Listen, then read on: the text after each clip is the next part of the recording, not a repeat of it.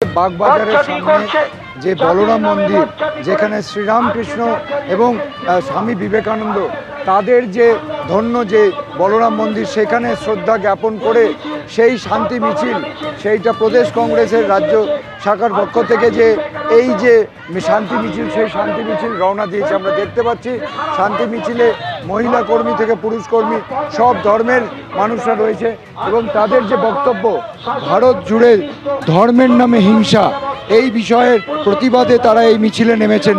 তারা বলছেন এটা শান্তি মিছিল এবং তাদের প্রত্যেক নেতা এই মিছিলে পায়ে পা মিলিয়ে এগোচ্ছেন। তাদের সঙ্গে আমরা কথা বলে তাদের বক্তব্য জানার চেষ্টা করব। তবে এই মিছিল বিশাল মিছিল দেখা যাচ্ছে যে একদিকে বাগবাজার থেকে এটা যাচ্ছে সোজা, যেটা বলা হয়েছে যে স্বামী বিবেকানন্দের যে জন্মস্থান, সেই জন্ম ভিটেতে সেইখানে এই মিছিল রওনা দেবে।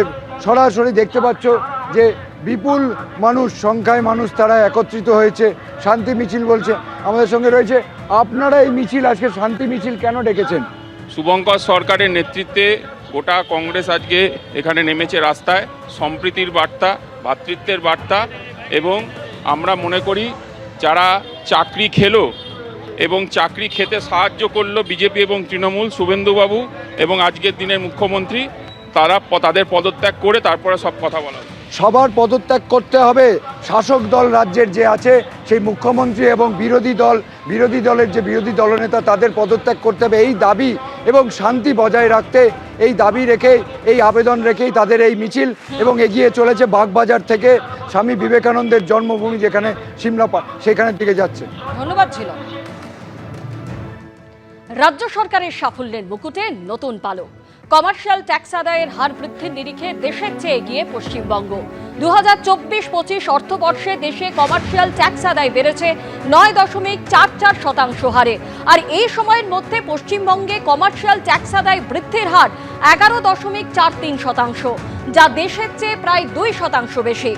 রাজ্যের সাফল্যের এই খবর জানা গিয়েছে নবান্ন সূত্রে।